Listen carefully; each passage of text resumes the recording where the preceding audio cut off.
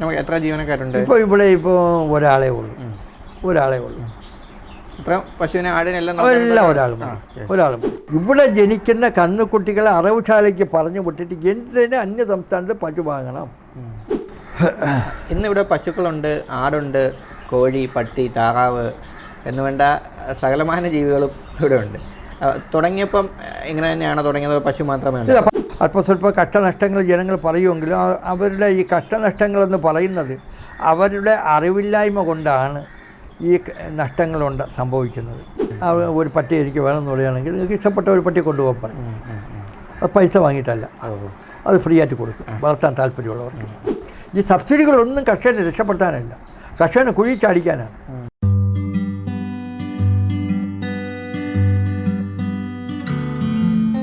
Hi guys, crafts and കോപ്സിൻ്റെ പുതിയൊരു എപ്പിസോഡിലേക്ക് സ്വാഗതം.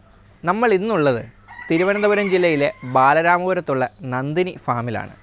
ഇതൊരു പശു ഫാം മാത്രമല്ല, ഇവിടെ ആടുണ്ട്, കോഴിയുണ്ട്, പ്രാവുണ്ട്, എന്ന് വേണ്ട മീൻ വളർത്തുന്നുണ്ട്. അങ്ങനെ നിരവധി ഇനം പട്ടികളുണ്ട്. അങ്ങനെ അനേകം കാര്യങ്ങൾ, താറാവ്, കോഴി, അങ്ങനെ സകലമാന കാര്യങ്ങളുള്ള ഒരു ഫാമാണ്. ഇത് നടത്തുന്നത് അരുൺദേവ് എന്ന് പറഞ്ഞൊരു കർഷകനാണ്. അദ്ദേഹം പട്ടാളത്തിലായിരുന്നു. അതിന് വിരമിച്ച ശേഷം എന്ത് ചെയ്യണം, എന്ത് തുടങ്ങണമെന്ന് ആലോചിച്ചപ്പോഴാണ് അദ്ദേഹം ചെറുപ്പം മുതലേ അദ്ദേഹത്തിൻ്റെ അച്ഛൻ കർഷകനായിരുന്നു. അപ്പോൾ അത് കണ്ടു വളർന്ന അദ്ദേഹം പിന്നീട് ഇതിലേക്ക് തിരിയുകയായിരുന്നു. ആദ്യം പശുവായിട്ട് തുടങ്ങുകയും എന്നാൽ പിന്നീട് തൻ്റെ 2.5 ഏക്കറുള്ള സ്ഥലത്ത് ഈ ഫാം അങ്ങ് എക്സ്റ്റെൻഡ് ചെയ്യുമായിരുന്നു. അപ്പോൾ നമ്മൾ ഇന്ന് നന്ദിനി ഫാമിൻ്റെ വിശേഷങ്ങളാണ് പങ്കുവയ്ക്കുന്നത്. അപ്പം ഇതിൻ്റെ അകത്ത് നിരവധി കാര്യങ്ങൾ നിങ്ങൾക്ക് ഉപകാരമുള്ള, ഒരു ഫാം തുടങ്ങേണ്ടതിൻ്റെ പ്രസക്തിയും ഇല്ലെങ്കിൽ ഫാം തുടങ്ങേണ്ട രീതിയിലുള്ള കാര്യങ്ങളും സഹായങ്ങൾ ലഭിക്കുന്ന വഴികളും എല്ലാം അദ്ദേഹം വിവരിക്കുന്നുണ്ട്. അപ്പം തീർച്ചയായിട്ടും വീഡിയോ മുഴുവൻ കാണുക.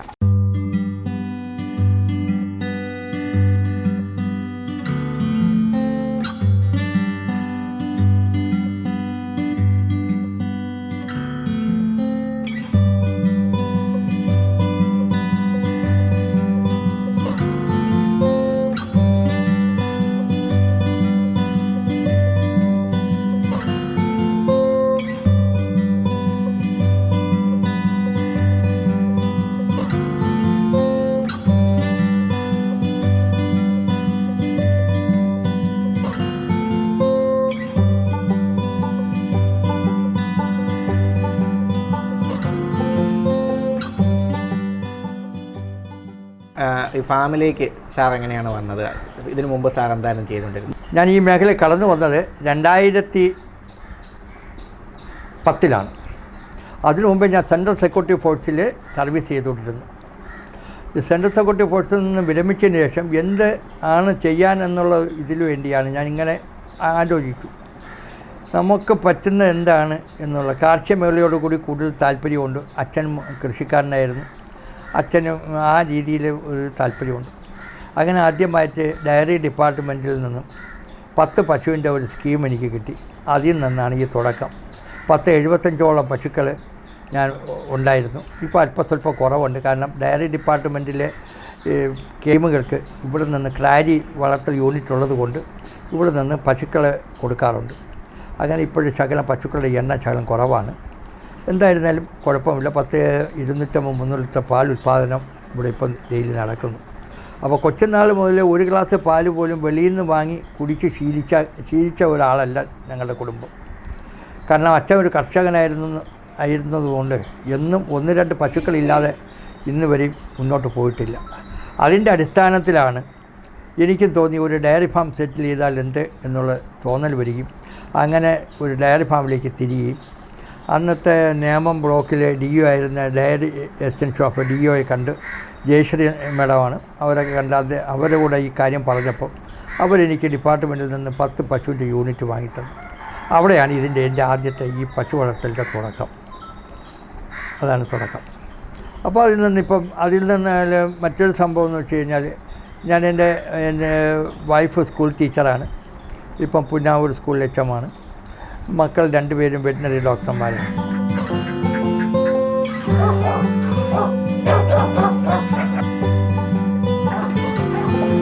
മാനസികമായിട്ടും ശാരീരികമായിട്ടും മറ്റൊരു അസുഖങ്ങളൊന്നും നമുക്കില്ല. മാനസികമായി നല്ല ഉന്മേഷമാണ്. വീട്ടിൽ നമുക്ക് മറ്റൊരു ബുദ്ധിമുട്ടുകളുമില്ല. അപ്പോൾ ഈ മേഖലയിൽ വന്നതുകൊണ്ട് ആണ് ഇതൊക്കെ സാധിച്ചെടുത്തത്. അല്പം സ്വല്പം കഷ്ടനഷ്ടങ്ങൾ ജനങ്ങൾ പറയുമെങ്കിലും അവരുടെ ഈ കഷ്ടനഷ്ടങ്ങളെന്ന് പറയുന്നത് അവരുടെ അറിവില്ലായ്മ കൊണ്ടാണ് ഈ നഷ്ടങ്ങളുണ്ട് സംഭവിക്കുന്നത്. കാരണം ഞങ്ങളിവിടെ ഡ്രൈ ആയിട്ടാണ് ആഹാരങ്ങൾ കൊടുക്കുന്നത്. ഒരിക്കലും ഇത് കലക്കി കൊടുക്കാറില്ല. പുല്ലായിരുന്നു എല്ലാവരും നിങ്ങൾ കണ്ടു കാണും. കംപ്ലീറ്റ് ഇത് ചാപ്പ് കട്ടറിൽ കട്ട് ചെയ്ത് അതിന് മുമ്പ് വാരി ഇടുകയാണ്. അപ്പോൾ അതൊന്നും വേസ്റ്റ് ആവുന്നില്ല. മനുഷ്യന് വേസ്റ്റായിരുന്നാലും ഏതായിരുന്നാലും നമ്മൾ മെഷീനിൽ കട്ട് ചെയ്ത് വാരി ഇടുന്നത് കൊണ്ട് അതൊന്നും വേസ്റ്റ് ആവുന്നില്ല, ശരീരത്തിൽ പിടിക്കുന്നുണ്ട്. അപ്പോൾ ഇവിടെ പെല്ലറ്റ് തീറ്റ കൊടുക്കുന്നുണ്ട്. തീറ്റ എന്ന് പറയുന്നത് ഇപ്പോൾ ഞങ്ങൾ മിൽമ ഗോൾഡാണ് കൊടുക്കുന്നത്. അപ്പോൾ മിൽമ ഗോൾഡെന്ന് വെച്ചാൽ നല്ല ക്വാളിറ്റിയാണ്, നല്ലൊരു ക്വാളിറ്റിയാണ്. യൂറിയ കണ്ടൻറ്റ് കുറഞ്ഞതാണ്. പശുക്കൾക്ക് ശാരീരികമായി ബുദ്ധിമുട്ടുകളൊന്നും വരുന്നില്ല. അപ്പോൾ ആ രീതിയിലും ഇവിടെ ഇപ്പോൾ കാലിത്തീറ്റ ഞാനൊരു തലയിൽ ക്ഷീരോത്പാദന സംഘ പ്രസിഡൻറ്റ് കൂടിയാണ്. അപ്പോൾ അവളിൽ നിന്ന് തന്നെ ഈ തീറ്റ എടുക്കുന്നുണ്ട്. നല്ല രീതിയിൽ പാലുൽപാദനമുണ്ട്. അതുകൊണ്ട് ആ മേഖലയും കുഴപ്പമില്ലാതെ പോകുന്നു. കാരണം മറ്റുള്ള യൂറിയ കണ്ടൻറ്റ് കൂടിയ തീറ്റകളാണ് ഈ KS എന്നൊക്കെ പറയുന്നത്. അത് പാലുൽപാദനം ഉണ്ടെന്ന് പറയുന്നു. അപ്പം പ്രത്യുൽപാദനം കുറയുകയാണ്. കാരണം അത് പെട്ടെന്ന് അത് ഗർഭിണിയായിക്കിട്ടാൽ അല്ലെങ്കിൽ ചെന പിടിക്കാൻ താമസിക്കുന്നു, യൂറിയ കണ്ടൻറ്റ് കൂടിയതുകൊണ്ട്. ഇപ്പോൾ ഇത് ഞാൻ മിൽമ ഗോൾഡ് അല്ലെങ്കിൽ കേരള ഫീഡ്സും കൊടുത്തതിന് ശേഷം അങ്ങനെയുള്ള അതുപോലെ അമൂലിൻ്റെ തീറ്റയും കൊടുക്കാറുണ്ട്. അപ്പോൾ ഈ ഇത് കൊടുത്തപ്പം വളരെ കുഴപ്പമില്ലാത്ത രീതിയിൽ പശുക്കൾക്കൊന്നും അകിട് വീക്കമോ അല്ലെങ്കിൽ വയറ്റിലുള്ള അസുഖങ്ങളോ ഒന്നുമില്ല. നല്ല രീതിയിൽ തന്നെ അത് മുന്നോട്ട് പോവുകയാണ്.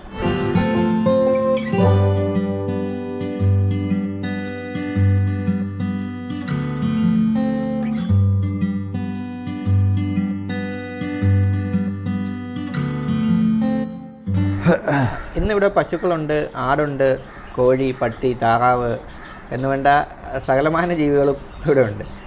തുടങ്ങിയപ്പം ഇങ്ങനെ തന്നെയാണോ തുടങ്ങിയത്? പശു മാത്രമേ? ഇല്ല, പശു മാത്രമാണ് തുടങ്ങിയത്. പിന്നെയാണ് ഈ സമ്മിശ്ര കർഷകനാവാൻ സാധിച്ചത്. സമ്മിശ്ര കർഷകൻ എന്ന് വെച്ചാൽ എല്ലാം കൂടെ ഒന്നിനോട് ചേർന്ന് പോവുക, ആ ഒരു ഉദ്ദേശത്തോടു കൂടിയാണ് ഇത് ചെയ്തത്. നായ്ക്കളുണ്ട്. ഈ നായ്ക്കളെ ഞങ്ങൾ ബ്രീഡ് ചെയ്യിക്കുന്നുണ്ട്. കുട്ടികളെ ആവശ്യാനുസരണം കിട്ടുന്നതനുസരിച്ച് നമ്മൾ വിൽക്കുന്നുണ്ട്. അതുപോലെ താറാവുണ്ട്, ഗൂസുണ്ട്, പിന്നെ മറ്റുള്ള നാടൻ കോഴികളുണ്ട്. BB83 ഇപ്പം അതുണ്ട്.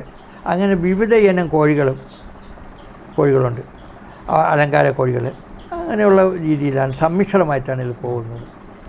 അതുകൊണ്ട് നമുക്ക് ഒന്നിൽ നിന്ന് എന്തെങ്കിലും നഷ്ടം വന്നാലും അത് പരിഹരിച്ച് പോകാൻ സാധിക്കും. അപ്പോൾ ഈ സമ്മിശ്ര കൃഷിയുടെ ഒരു മെച്ചം അതാണ്. അതാണ് ഇതിൻ്റെ ഒന്നും വേസ്റ്റ് ആവുന്നില്ല. അപ്പോൾ നമ്മൾ ആട്ടിന് കൊടുക്കുന്ന ആഹാരത്തിൻ്റെ വേസ്റ്റോ കാര്യങ്ങളോ എന്തെങ്കിലും വന്നു കഴിഞ്ഞാൽ ആ പാത്രത്തോടു കൂടി ഞങ്ങൾ കുളത്തിലങ്ങ് വയ്ക്കും. മീൻ അത് കംപ്ലീറ്റ് മീനിന് ആഹാരമായിട്ട് മാറും. അപ്പോൾ അതാണ് ഒന്നിനായിട്ട് ചേർന്ന് എല്ലാം പോകുന്നത്. പശുവിന് ആട് കഴിച്ചില്ല, അതിൻ്റെ വേസ്റ്റ് മിച്ചം വന്നു, അത് പശുവിൻ്റെ അത് എടുത്ത് വെളിയിൽ കളയണ്ട. ഇത് രണ്ടുപേരും കഴിച്ചില്ല, ശകലം തവിടിട്ട് കൊടുത്ത് വെച്ച് കൊടുത്ത കോഴി കഴിക്കും. അപ്പോൾ ഇത് ഏത് രീതിയിലും നമുക്ക് ഒരു സമ്മിശ്രമായിട്ട് പോകും. അതുകൊണ്ട് ഇത് നമുക്ക് മറ്റുള്ളത് ഇതിൻ്റെ കൂടെ മറ്റുള്ള വളരുമ്പോൾ അതിൻ്റെ ഒരു സാമ്പത്തിക ചെലവ് നമ്മൾ അറിയാതെ പോകും. മുട്ടയ്ക്ക് ആളുണ്ട്. ഇവിടെ ഏതാണ്ട് ഒരു 100-120 ലിറ്റർ പാല് ലോക്കൽ സൈസ് വീട്ടിൽ തന്നെ ചെയ്യുന്നുണ്ട്. വെളിയിൽ നിന്ന് കൊണ്ടുപോയി കൊടുക്കണ്ട. ഇവിടെ ആൾക്കാർ വരുന്നുണ്ട്. തിരുവനന്തപുരം, പട്ടത്തിൽ നിന്ന് പല ഭാഗത്തു നിന്നും ആൾക്കാർ എത്തുന്നുണ്ട്. കാരണം നമ്മളെ ശുദ്ധമായ പാല് അവർക്ക് ഏത് പശുവിൻ്റെ അടുത്ത് നിന്ന് വേണമെങ്കിലും കറന്ന് നോക്കി വാങ്ങാം. ഇവിടെ നമ്മൾ അവരെ മാറ്റി നിർത്തിയിട്ടല്ല കറക്കുന്നത്. അപ്പോൾ എപ്പോഴും കറവ അവരുടെ മുമ്പിലാണ്. അവർ 3 മണിക്ക് നേരത്തെ കറക്കുന്നതിന് മുമ്പേ വന്നാൽ നമുക്കിതിൽ മായമില്ല. ഇവിടെ 55 രൂപയാണ് 1 ലിറ്റർ പാലിൻ്റെ വില. 1 ലിറ്റർ പാൽ 55. ഇത് നമുക്ക് 60 രൂപയ്ക്ക് കൊടുക്കണമെന്ന് വിചാരിച്ചാൽ നമ്മൾ അവിടെ നിന്ന് വാങ്ങും. കാരണം ഇത് ആക്ച്വലി ഇത് നേരിൽ കണ്ട് വാങ്ങുന്നതാണ്. നമ്മൾ നല്ല രീതിയിൽ കുളിപ്പിച്ച് വൃത്തിയാക്കി ഈ പശുക്കളെ നിർത്തിയിട്ട് കറക്കുന്നുണ്ട്. ആൾക്കാർക്ക് തൃപ്തിയുണ്ട്. കാരണം ഇത് വൃത്തികെട്ട് ഉള്ള അന്തരീക്ഷത്തിലല്ല ഇത് വളരുന്നത്. അപ്പോൾ അതുകൊണ്ട് ആൾക്കാർ വന്ന് വാങ്ങുന്നുണ്ട്. പിന്നെ ബാക്കി മിച്ചം വരുന്ന പാല് നമ്മൾ തലയിൽ മിൽക്ക് കോപ്പറേറ്റീവ് സൊസൈറ്റിയിൽ ഒഴിക്കുന്നുണ്ട്. നിലവിലിപ്പം എത്ര ലിറ്റർ പാലാണ്? ഇപ്പോൾ ഒരു 250-270 ലിറ്റർ പാലേ ഇപ്പോൾ ഉള്ളൂ. ഇപ്പോൾ കൂടുതലും പശുക്കൾ ഗർഭിണികളാണ്. അപ്പോൾ ഈ ആഴ്ച 1-2 എണ്ണം പ്രസവിക്കും. അപ്പോൾ അത് കഴിഞ്ഞിട്ട് ഇനി പാലുൽപ്പാദനം കൂടുകയുള്ളൂ. കാരണം ഇപ്പം എത്ര പശുവാണുള്ളത്? ഇപ്പോഴെല്ലാം കൂടെ എനിക്കൊരു 37 പശുവുള്ളൂ. 37 പശുവുള്ളൂ.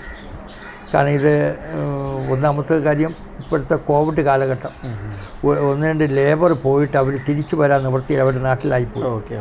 കാരണം ഈ എല്ലാ കോവിഡ് വന്നിട്ടും പിടിച്ചു നിൽക്കുന്ന ഒരു മേഖല ഈ ഡയറി മേഖലയുള്ളൂ. ബാക്കി എല്ലാ തൊഴിൽ മേഖലയും നഷ്ടപ്പെട്ടു. അന്ന് കാലിക്കൊന്നും ഈ കോവിഡ് കാലത്ത് തീറ്റയ്ക്കൊന്നും ഒരു ബുദ്ധിമുട്ടും ഉണ്ടായില്ല. നമ്മളെല്ലാം ഭയന്നു, ഫാക്ടറിയൊക്കെ പൂട്ടിയിടും, അപ്പം കച്ചുക്കളെല്ലാം പട്ടിണിയാവും എന്നൊക്കെ വിചാരിച്ചു. പക്ഷെ അതൊന്നുമില്ല. ആ പാല് സൊസൈറ്റിയിൽ ഒരു ദിവസം പോലും ഈ കോവിഡ് അതിരൂക്ഷമായ കോവിഡ് വന്നിട്ടും ഈ ഗവൺമെൻറ് ആ കാര്യത്തിന് നല്ല ഇത് കാണിച്ചു, ആത്മാർത്ഥത കാണിച്ചു. ചെയ്ത കാര്യത്തിന് ചെയ്തില്ലെന്ന് പറയാൻ പറ്റില്ല. ഒരു ആത്മാർത്ഥതയുടെ കാര്യത്തിലാണ്. ഒരു ദിവസം പോലും നമുക്ക് പാല് നമുക്ക് ഒഴുക്കിക്കളയേണ്ടി വന്നില്ല. ആ മേഖലകളിലെല്ലാം നമുക്ക് പിടിച്ചു നിൽക്കാൻ സാധിച്ചു.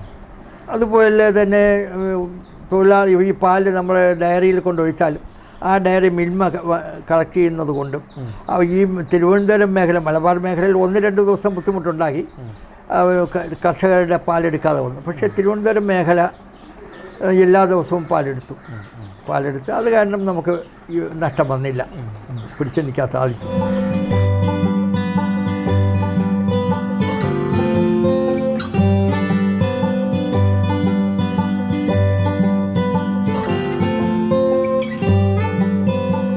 നമുക്കിത് എത്ര സ്ഥലം? എനിക്ക് 2.5 ഏക്കർ സ്ഥലമുണ്ട്. 2.5 ഏക്കർ സ്ഥലം. ഓക്കെ. അപ്പം ഇതിൽ കൂടുതൽ എനിക്ക് ഇന്ത്യ ഗവൺമെൻറ്റിൻ്റെ ഈ റെയിൽവേയുടെ സൈഡായതുകൊണ്ട് ഈ പുല്ല് നടുന്നതിന് വേണ്ടി കുറച്ച് സ്ഥലം ഇവിടെ കിട്ടിയിട്ടുണ്ട്. ഏതാണ്ട് 5-6 ഏക്കറോളം പുല്ല് കൃഷി ചെയ്യാൻ, നല്ല രീതിയിൽ പുൽകൃഷി ചെയ്യാൻ സാധിച്ചു. അത് ഗവൺമെൻറ്റിൻ്റെ അല്ല, അവരുടെ സഹകരണം കൊണ്ട്. റെയിൽവേ ഡിപ്പാർട്ട്മെൻറ്റിൻ്റെ സഹകരണം. കാരണം കാട് പിടിക്കാതെ അത് ഞാനവിടെ പുല്ല് വെച്ചപ്പോൾ അവരാരും എന്നെ എതിർത്തില്ല. ഡിപ്പാർട്ട്മെൻറ്റിലുള്ള മുൻകാലങ്ങളിൽ ഇരുന്ന ഉദ്യോഗസ്ഥന്മാരും ഒക്കെ വളരെ സഹകരിച്ചു. അവർ ഇവിടെ മെയിൻ്റനൻസ് നടക്കുമ്പോൾ പുല്ല് വെട്ടി കളയരുതെന്നാണ് പറയുന്നത്. അങ്ങനെ ആത്മാർത്ഥതയുള്ള ഉദ്യോഗസ്ഥരുണ്ട്. അവരുടെ ഒരു അടിസ്ഥാനത്തിലാണ് നല്ല രീതിയിൽ പോകുന്നത്. അപ്പം പുൽകൃഷിയുണ്ട്. നമുക്ക് വെളിയിൽ നിന്ന് പുല്ലൊന്നും വൈക്കോലൊന്നും വാങ്ങണ്ട, പുല്ല് തന്നെ ഇവിടെ ഉണ്ട്. ആവശ്യം എത്ര പശു വന്നാലും നമുക്ക് കൊടുക്കാനുള്ള പുല്ല് ഇവിടെ ലഭ്യമാണ്. അപ്പോൾ അതുകൊണ്ട് അത് ആ കാര്യത്തിൽ ബുദ്ധിമുട്ടില്ല. ഇപ്പോൾ ഏതൊക്കെയാണ് പശുക്കളാണ് ഇപ്പോൾ ഉള്ളത്? നമുക്ക് HF ഉണ്ട്, ജേഴ്സി ഉണ്ട്, ബ്രൗൺ ഉണ്ട്, പിന്നെ ഗിറുണ്ട്, ഗിറിൻ്റെ കുട്ടിയുണ്ട്, ഗുജറാത്തിലുള്ള സഹിവാളുണ്ട്, പിന്നെ വെച്ചൂറുണ്ട്, പിന്നെ വെച്ചൂറുണ്ട്, ഒരു കൃഷ്ണ പശുവുണ്ട്.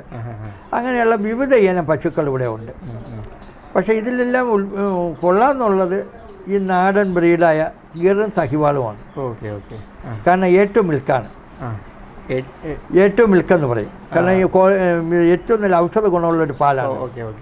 അതിന് A1 A2 എന്നൊക്കെയാണ് പറയുന്നത്. A1 മിൽക്കെന്ന് പറയുന്നത് നമ്മളെ ജേഴ്സി HF ഇനങ്ങളിൽപ്പെട്ടതാണ് A1. ഇത് ഏറ്റവും മിൽക്കാണ്. നല്ല കൊഴുപ്പുണ്ട്. അപ്പോൾ അങ്ങനെ ഒരു ഭാഗമാണ്. പിന്നെ ഇവിടെ ജനിച്ച് പശു പ്രസവിച്ച കന്നുകുട്ടി ജനിച്ച് കളഞ്ഞ് ആ സമയത്ത് തന്നെ നമ്മൾ കന്നുകുട്ടികളെ മാറ്റും. അമ്മയുടെ അകിടിയിൽ നിന്ന് കുടിക്കാൻ അവസരം കൊടുക്കില്ല. അതിൻ്റെ പ്രത്യേകത എന്ന് വെച്ചാൽ ഇത് കറക്കാൻ വരുന്നവർ അതിനെ വലിച്ച് തള്ളിയിട്ട് അതിൻ്റെ കാലുമുട്ട കടന്ന് അതിന് ഡാമേജ് ഉണ്ടാകും. അതുപോയിട്ട് എന്തെങ്കിലും കാരണത്താൽ നമ്മളിവിടെ ഇല്ലാതെ വന്ന് അഴിച്ചോട്ട് പോയാൽ അത് അമ്മയുടെ അകിടിയിൽ നിന്ന് പാല് കുടിച്ച് അതിന് അസുഖങ്ങൾ വന്ന് അത് ചത്തുപോകും. പക്ഷേ ഇത് രണ്ടും ഇവിടെയില്ല. അമ്മയുടെ അകിടിയിൽ നിന്ന് പാല് കുടിക്കാൻ കൊടുക്കില്ല. പ്രസവിച്ച അപ്പോൾ എടുത്ത് മാറ്റും. നമ്മൾ അല്ലാതെ ഫീഡ് ചെയ്യാണ്, കൊടുക്കുകയാണ് ചെയ്യുന്നത്. അപ്പോൾ ആദ്യം 1-2 ദിവസം നമ്മൾ പാൽക്കുപ്പിയിൽ കൊടുക്കും. അത് കഴിഞ്ഞ് പാത്രത്തിൽ വെച്ച് കൊടുത്തു കഴിഞ്ഞാൽ അവർ ഓട്ടോമാറ്റിക്കലി അവനെ കുടിച്ചോളും. നമ്മൾ അതിൻ്റെ പുറകിൽ പിടിച്ച് കെട്ടാനും നടക്കാനും വേണ്ട. അത്രയും നമുക്ക് ഉദ്ദേശം നമുക്കൊരു പശു വളരുന്ന കന്നുകുട്ടി ആരോഗ്യപരമായി വളരണമെങ്കിൽ ഒരു 4-5 ലിറ്റർ പാൽ വേണം. എന്നാൽ മാത്രം പോലെ. അപ്പോൾ ഇത് പെട്ടെന്ന് മറ്റുള്ള ആഹാരത്തിലോട്ട് വരും. കാരണം അമ്മയുടെ പാലല്ല. പാലിനെ കാട്ടി നമ്മൾ കുറച്ച് കഞ്ഞിവെള്ളമോ മറ്റുള്ള തവിട എന്തെങ്കിലും കലക്കി കൊടുക്കുകയാണെങ്കിൽ അത് ഇതിൽ കൂടെ അവൻ കുടിച്ചോളും. അതുകൊണ്ട് പെട്ടെന്ന് ആഹാരത്തിലോട്ട് വരികയും പെട്ടെന്ന് അത് പുഷ്ടിയായിട്ട് വളരുകയും ചെയ്യും. കാരണം നമ്മൾ കറന്നു കഴിഞ്ഞാൽ അകിടിയിൽ നിന്ന് നമ്മൾ കുട്ടിക്ക് കൊടുക്കുകയാണെങ്കിൽ എത്ര പാൽ നിൽക്കുന്നു എന്ന് നമുക്ക് അളക്കാൻ പറ്റില്ല. ദേഷ്യം മുട്ടുന്നു എന്ന്. പക്ഷെ അത് പോയിട്ട് വേറെ കാര്യം എന്ന് വെച്ചാൽ ഈ തീർത്ത് കറക്കുന്നത് കൊണ്ട് പാല് നമ്മൾ തീർത്ത് കറക്കാൻ സാധിക്കും. അപ്പം ഫാക്റ്റ് ഉണ്ടാവും. പാലിന് വില കൂടുതൽ കിട്ടും. മറ്റേ നമ്മൾ എപ്പോഴും നമ്മൾ പാല് ഈ കൊഴുപ്പ് മുകളിലാണ് തങ്ങുന്നത്. നെയ്യ് പാലിൽ പാട കെട്ടുമ്പോൾ മുകളിലാണ് ഇത് കൊഴുപ്പ് ഉണ്ടാകുന്നത്. അപ്പോൾ നമ്മൾ ആ കൊഴുപ്പിന് എന്തെന്ന് വെച്ചാൽ നമ്മൾ കറക്കുന്നതിൻ്റെ 80% ആ പാലെന്ന് പറയുന്നത് ജലാംശമാണ്. അപ്പോൾ അതിനെ നമ്മൾ എന്ത് ചെയ്യുന്നു എന്ന് വെച്ചാൽ അതിനെ കറന്നെടുക്കുന്നു.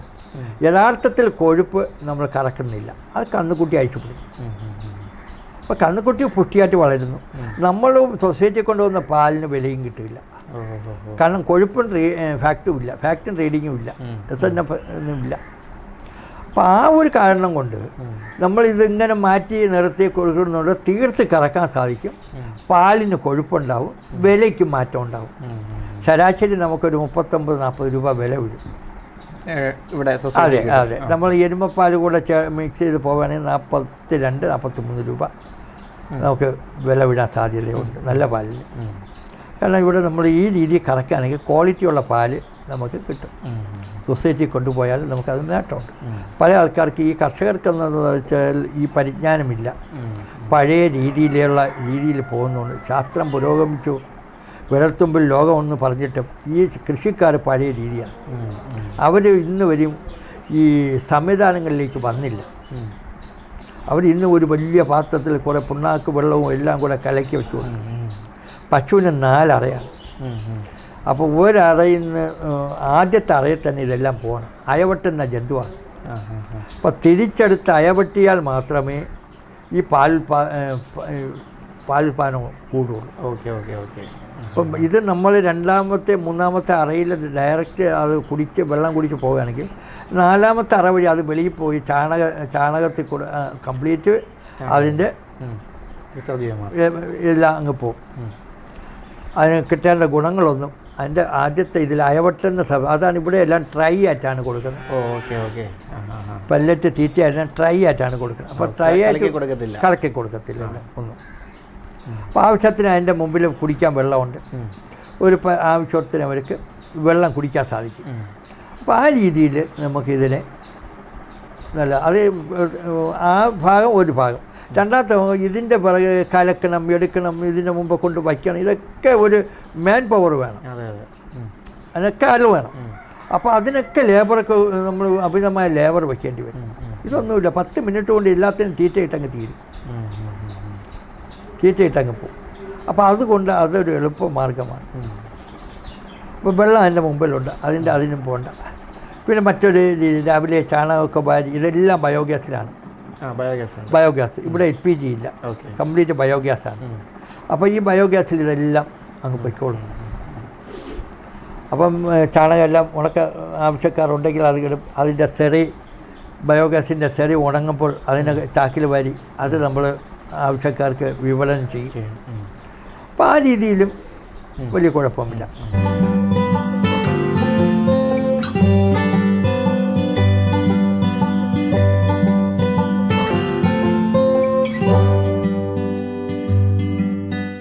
യുവാക്കളെ ഈ മേഖലയിലേക്ക് കടന്നു വരാനായിട്ടുള്ള സാറിൻ്റെ ഒരു ഉപദേശം എന്തായിരിക്കും? യുവാക്കൾ ഈ മേഖലയിൽ കടന്നു വരണമെങ്കിൽ അവർക്ക് അടിസ്ഥാന സൗകര്യങ്ങളുണ്ടാവണം. അടിസ്ഥാന സൗകര്യം ഉണ്ടാക്കേണ്ടത് ഈ ഭരിക്കുന്ന ഗവൺമെൻറ്റാണ്. യുവാക്കൾക്ക് അതിൻ്റേതായ രീതിയിലുള്ള പ്രോത്സാഹനം കൊടുത്ത് യുവാക്കളെ ഈ മേഖലയ്ക്ക് കടത്തിക്കൊണ്ടുവരണം. അതാണ് ഏറ്റവും വലിയൊരു വിഷയം. അതിനുള്ള സാഹചര്യം ഒരുക്കേണ്ട ഗവൺമെൻറ് എന്ന് പറയുമ്പോൾ ഗവൺമെൻറ് ഭാഗത്ത് ഇത്രയും പേർക്ക് തൊഴിൽ കൊടുക്കാനുള്ള സംരംഭങ്ങൾ ഉണ്ടാവില്ല. അത് ബാങ്ക് മുഖാന്തരമോ സബ്സിഡി മുഖാന്തരമോ അവർക്ക് ഈ മേഖലയിലേക്ക് കൊണ്ടുവരാം. അപ്പം സ്മാർട്ട് ഇന്ത്യ പദ്ധതി പ്രകാരവും ഗോപരിപാലൻ പദ്ധതിയുണ്ട്, പശുപരിപാലൻ പദ്ധതി, കാമധേനു ആയോഗ് പദ്ധതി, ഇങ്ങനെയുള്ള വിവിധ ഇനം പദ്ധതികളുണ്ട്. അപ്പോൾ ഈ പദ്ധതികളെല്ലാം നമുക്ക് പ്രാബല്യത്തിൽ കൊണ്ടുവരണമെങ്കിൽ ഓരോ മേഖലയ്ക്കും നമ്മൾ ഈ യുവാക്കൾ വരണം. യുവാക്കൾ ഇന്ന് വൈറ്റ് കോളർ ജോബാണ് അവർ ആഗ്രഹിക്കുന്നത്. അപ്പോൾ അതുകൊണ്ട് അതിനെതിരെ നമ്മളെപ്പോഴും കാണേണ്ടത് ഈ ചെറുപ്പക്കാർ ഈ മേഖലയ്ക്ക് കടന്നു വരണമെങ്കിൽ അവർക്ക് അടിസ്ഥാനം വേണം. അവർക്ക് നല്ല രീതിയിലുള്ള ട്രെയിനിങ് കൊടുക്കാനുള്ള ട്രെയിനിങ് സെൻ്ററുകൾ ഉണ്ടാവണം. ട്രെയിനിങ് സെൻറ്റർ അപ്പോൾ അവർക്ക് എവിടെ നിന്നെല്ലാം ഈ കാര്യങ്ങൾക്കുള്ള അറിവ് കിട്ടും, അല്ലെങ്കിൽ സബ്സിഡികൾ എവിടെ നിന്നെല്ലാം കിട്ടും, ഈ നബാർഡിൽ നിന്ന് ഏതെല്ലാം കാര്യത്തിനാണ് നബാർഡിൽ നിന്ന് കിട്ടുന്നത്, അങ്ങനെയുള്ള കാര്യങ്ങൾ നമ്മൾ കർഷകർക്ക് പറഞ്ഞ് മനസ്സിലാക്കിയാൽ മാത്രമേ ഈ മേഖലയിലേക്ക് അവർക്ക് കടന്നു വരാൻ പറ്റുകയുള്ളൂ.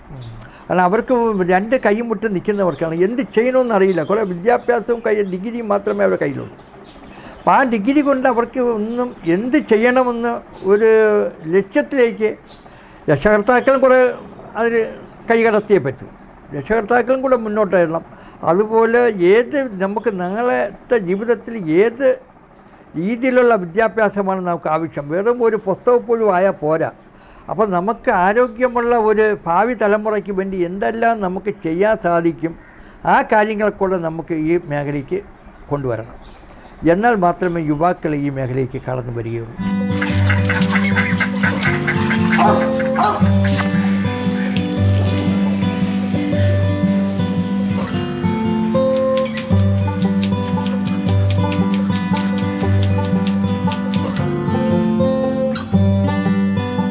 അപ്പോൾ സാറിൻ്റെ ഒരു ദിവസം എങ്ങനെയാണ് ആരംഭിക്കുന്നത്, ഒരു ദിനചര്യ?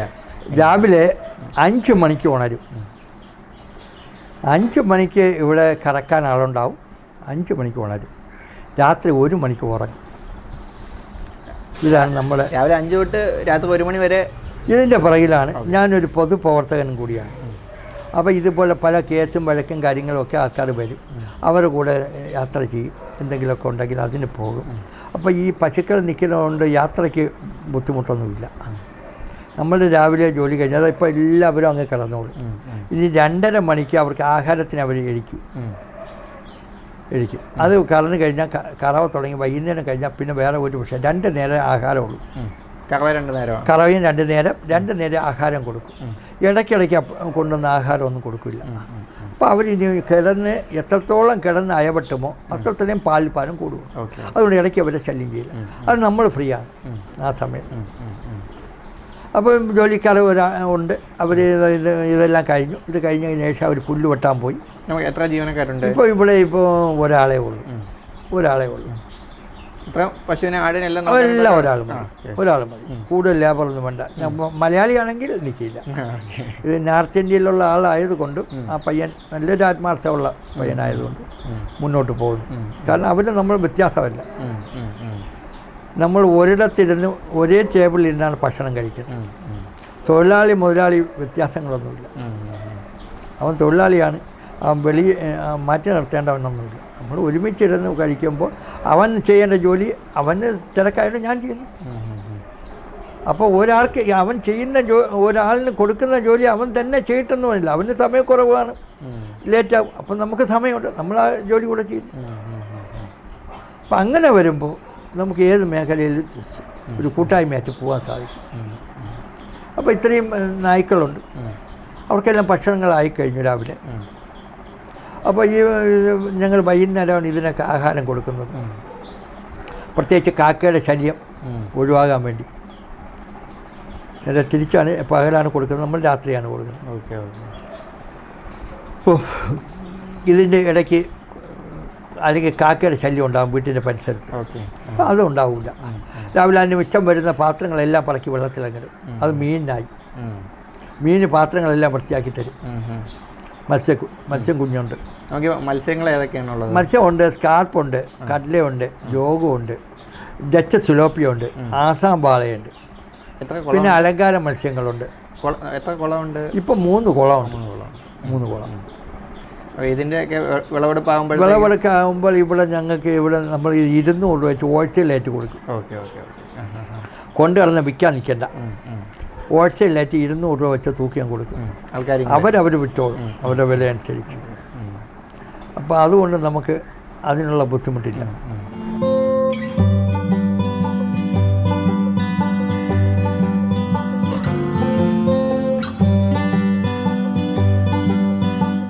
നമുക്ക് ആട് എത്ര എണ്ണം ഉണ്ട്?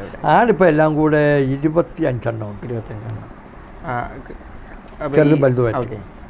ആടിനെ വളർത്താനുള്ള ആളിനെ വളർത്തുന്നുണ്ട്. അല്ല, അതിനെ വളർത്താനുള്ള ബ്രീഡ് ചെയ്തിട്ട് കുട്ടികൾ ഇത് സിരോഗിയും ബീറ്റലുമാണ് നിൽക്കുന്നത്. ഈ കുട്ടികളെ നമ്മൾ വിപണനം ചെയ്യാറുണ്ട്. കിലോയ്ക്ക് 450 രൂപ വെച്ച്. ആ അടിസ്ഥാനത്തിൽ നമ്മൾ വിപണനം ചെയ്യുന്നത് കൊണ്ട് ഇവിടെ കുഞ്ഞുങ്ങൾ ജനിക്കുന്നത് അനുസരിച്ച് 3 മാസം കഴിയുമ്പോൾ 13 കിലോ 14 കിലോ വെയിറ്റ് വരും. അത് നമ്മളിവിടെ വിൽക്കുന്നുണ്ട്. അപ്പോൾ അതിന് പാല് ഉദ്ദേശമില്ല? പാലുണ്ട്. പാലിൻ്റെ ഉദ്ദേശമുണ്ട്. പാലിൻ്റെ ഉദ്ദേശം എന്ന് പറയുന്നത് ആയുർവേദ മരുന്നുണ്ടാക്കാൻ വേണ്ടി അവർ സഞ്ജീവനി മെഡിസിൻ പാപ്പനംകോട് ഇങ്ങനെയുള്ള ആൾക്കാർ, അല്ലെങ്കിൽ വാസവിലാസം കോട്ടയ്ക്കൽ അരിവജ ഇവരൊക്കെ നമുക്ക് ഇവിടുന്ന് ആട്ടുംപാലിൻ്റെ ചോദിക്കും മരുന്നുണ്ടാക്കി. അതൊക്കെ നമ്മൾ കൊടുക്കാറുണ്ട്. അപ്പോൾ ആ രീതിയിൽ നമുക്കിവിടെ ആട്ടുംപാലിന് നല്ല ചിലവാണ്. കിലോയ്ക്ക് 1 ലിറ്റർ പാലിന് 80 രൂപയാണ്. 80 രൂപ. എരുമപ്പാലും അതുപോലെ. എരുമപ്പാലും ആട്ടുംപാലും പശുവും പാലും കൃത്യമായിട്ട് ഒരേ അളവിലെടുത്ത് അവർക്ക് മരുന്നുണ്ടാക്കാനാണ്. അപ്പോൾ അതിനിവിടെ നേരത്തെ ബുക്ക് ചെയ്യും. നമ്മൾ 2 ദിവസം 1 ദിവസം എത്രയാണോ അത് കണക്കാക്കിയുള്ള ഫ്രിഡ്ജിൽ വെച്ചേക്കും, അതെടുത്ത് കൊടുക്കും. ഈ എരുമപ്പാലിന് എന്ത് വില? എരുമപ്പാൽ 80 രൂപ. എരുമപ്പാൽ എന്താണ് ഈ കൊഴുപ്പ് കൂടുതലാണ്. അത് ഈ പച്ചപ്പാൽ കച്ചവടക്കാർക്കാണ് എരുമപ്പാൽ ലാഭകരം.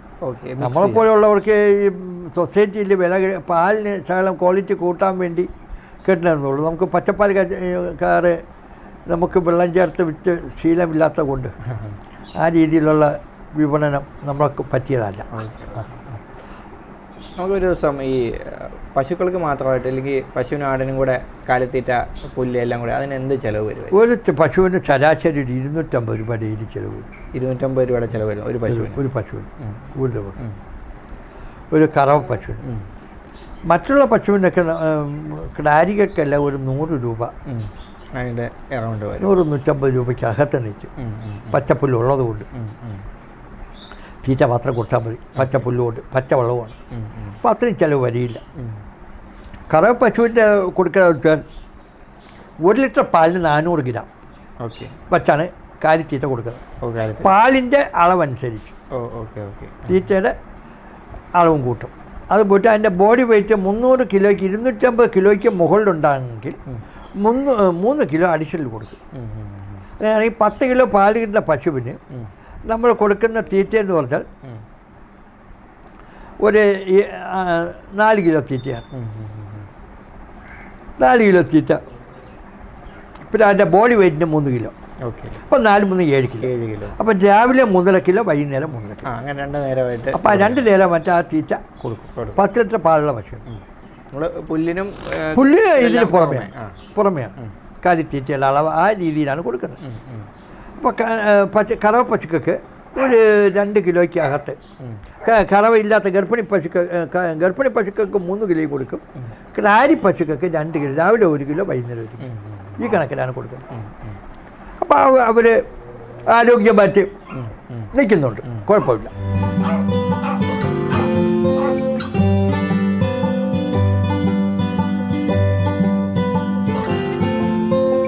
നമുക്കിപ്പോൾ പട്ടികൾ എത്ര എണ്ണം ഉണ്ട്? എല്ലാം കൂടെ 16 ഏതൊക്കെ ഇനങ്ങളുണ്ട്? അതിപ്പോൾ ഉള്ളത് ഗ്രേഡേനുണ്ട്, രാജപാളയമുണ്ട്, ഇത് മിനിച്ചർ പിഞ്ചറുണ്ട്, ബീഗളുണ്ട്, പൊമോറിയനുണ്ട്. പൊമോറിയൻ തന്നെ 3 എണ്ണമുണ്ട്. അതുകൊണ്ട് അൾസേഷനുണ്ട്. അങ്ങനെയുള്ള വിവിധ ഇനം പട്ടികൾ, റോഡ് വീലറുണ്ട്. അപ്പോൾ അങ്ങനെ പല വെറൈറ്റി പട്ടികളുണ്ട്. ചിപ്പിപ്പാറയുണ്ട്. അപ്പോൾ അങ്ങനെയുള്ള പട്ടികളാകുമ്പോൾ നമുക്ക് ഒരു ബ്രീഡിങ് മാത്രമല്ല, ആൾക്കാർ ഉപേക്ഷിച്ച് പോകുന്നതിന് നമ്മൾ എടുക്കും. ആൾക്കാർ ചിലപ്പോൾ വീട് മാറി പോകുന്നവർ കാണും. ചിലർക്ക് അത് വാടക വീട്ടിൽ പോകുന്നവർക്ക് അത് നിർത്താൻ ബുദ്ധിമുട്ട് വരും. അവരിവിടെ കൊണ്ടുവന്ന് സാറേ ഞങ്ങൾക്കൊരു പട്ടി കൊണ്ട് എടുക്കും. നമ്മളെടുത്ത് വളർത്താറുണ്ട്. അപ്പോൾ ആ രീതിയിൽ ആൾക്കാർ ആവശ്യക്കാർ വരികയാണെങ്കിൽ ഒരു പട്ടി എനിക്ക് വേണമെന്ന് പറയുകയാണെങ്കിൽ നിങ്ങൾക്ക് ഇഷ്ടപ്പെട്ട ഒരു പട്ടിയെ കൊണ്ടുപോകാൻ പറയും. അത് പൈസ വാങ്ങിയിട്ടല്ല, അത് ഫ്രീ ആയിട്ട് കൊടുക്കും വളർത്താൻ താല്പര്യമുള്ളവർക്ക്. വേണ്ടെന്ന് പറഞ്ഞാൽ തിരിച്ചു വരണം. അതിനെ വെളിയിൽ കൊണ്ടുവന്ന് അതിനെ കളയാൻ പാടില്ല. നിങ്ങൾക്ക് വേണ്ടെന്ന് എപ്പോൾ തോന്നുന്നു അത് തിരിച്ചു വരിക. അപ്പോൾ ആ രീതിയിലും നമുക്കിവിടെ ആൾക്കാർ ഇപ്പോൾ 1-2 ആൾക്കാർക്ക് ഇങ്ങനെ വാടക വീട്ടിലുള്ള പട്ടികളാണ്. ഇവിടെ അവർക്ക് കെട്ടാൻ സൗകര്യമില്ല, അല്ലെങ്കിൽ വാടക വീട് എടുത്ത ആ വീട്ടിൽ പട്ടിക്ക് കയറ്റുന്നില്ല. അങ്ങനെ വരുമ്പോൾ വിളിച്ച് ചോദിക്കും, ഇങ്ങനെ ഒരു പട്ടി കൊണ്ട് കൊണ്ടുവരട്ടോ അതിനകത്ത് കൊണ്ടുവരാൻ പറയും. അതിനാണ് പിറകിൽ അത്രയും പട്ടികൾ കിടക്കുന്നത്. അതിനൊരു സെൻറ്റർ ഉണ്ടാക്കണം. ഒരു നല്ല രീതിയിൽ എവരെയൊക്കെ പരിപാലിക്കാൻ ഒരു സെൻറ്റർ ഉണ്ടാക്കണമെന്നൊരിതുണ്ട്. അപ്പോൾ അവരതിലേക്ക് നിന്നോളും.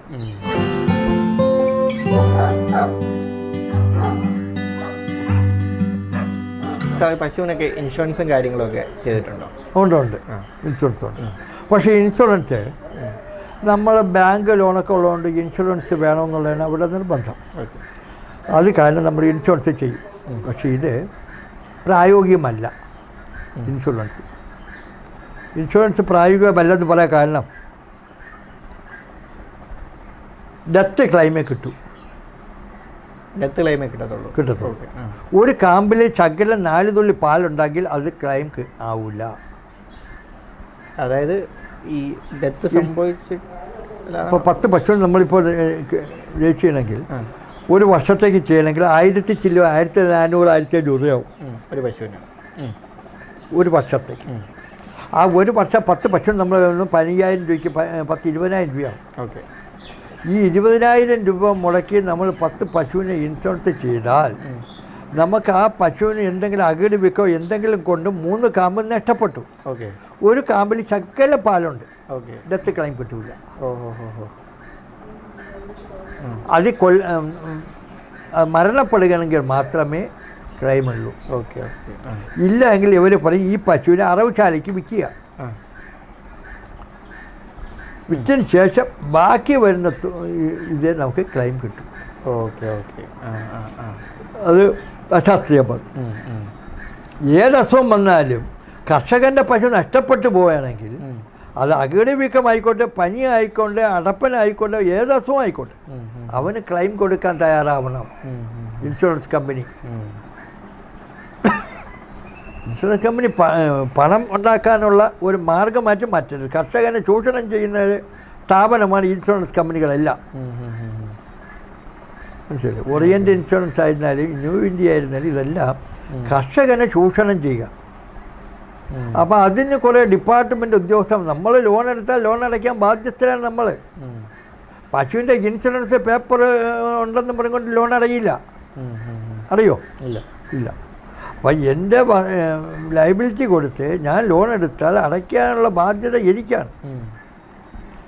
അത് പശുവായി ഇൻഷുറൻസുമായിട്ട് എന്തൊരു ബന്ധം? കർഷകനാണ് ലോൺ തന്നത്, വ്യക്തിക്കാണ് ലോൺ തന്നത്, പശുവിനല്ല ലോൺ തന്നത്. ആ പശു വാങ്ങുന്നതിന് അത് ഒരു നിമിത്തമാണ്. ഞാൻ പശു വാങ്ങാൻ പോകുന്നു സാർ, അല്ലെങ്കിൽ ആട് വാങ്ങാൻ പോകുന്നു, അല്ലെങ്കിൽ ഞാൻ കെട്ടിടം വയ്ക്കാൻ പോകുന്നു, അല്ലെങ്കിൽ ഞാനൊരു കാറ് വാങ്ങാൻ പോകുന്നു, അതും ബാങ്കുമായിട്ട് നമ്മൾ പറയുന്നു. ഏത് മേഖലയിൽ നമ്മൾ പണം എടുത്താലും അത് തിരിച്ചടയ്ക്കാനുള്ള ബാധ്യത എടുക്കുന്ന വ്യക്തിക്കാണ്. പിന്നെ എന്തിനാണ് നിർബന്ധിച്ച് ഇൻഷുറൻസ് കമ്പനി കൊണ്ട് നമ്മൾ ചാടിക്കുന്നത്? ഈ നമ്മൾ പശുക്കളെ ഈ മേഖലയിലേക്ക് കടന്നു വരുന്നുണ്ട്. പശുക്കളെ വാങ്ങുമ്പോൾ ശ്രദ്ധിക്കേണ്ട കാര്യങ്ങൾ എന്തൊക്കെയാണ്? ഒന്ന്, കറവ അറിഞ്ഞിരിക്കണം. കറവ അറിഞ്ഞിരുന്നാൽ കൊള്ളാം. കാരണം മറ്റൊരാളിനെ നമ്മൾ ഒരിക്കലും ആശ്രയിച്ചുകൊണ്ട് പശു വളർത്താൻ ശ്രമിക്കരുത്. ഇപ്പോൾ നാളെ വരുന്ന ആളിന് എന്ത് അസൗകര്യമോ കാരണമോ ആയിക്കഴിഞ്ഞാൽ നമ്മൾ സഹായിക്കാൻ പറ്റുന്ന ആൾ വന്നാൽ നമ്മുടെ കൂടെ പോയി തകർന്നു പോകും. ഒരു പ്രാവശ്യം പണ്ടത്തെ പോലെയല്ല, 10, 20, 25 ലിറ്റർ പാല് കിട്ടുന്ന പശുക്കളാണ്.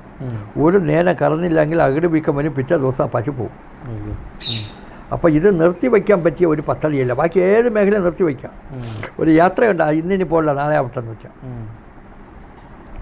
അല്ലെങ്കിൽ ഒരു വേറെ എന്തെങ്കിലും ഒരു ഇതിന് ആയിക്കോട്ടെ, വേറെ ഏത് മേഖലയിലുള്ള നാളെ മാറ്റി വയ്ക്കാം.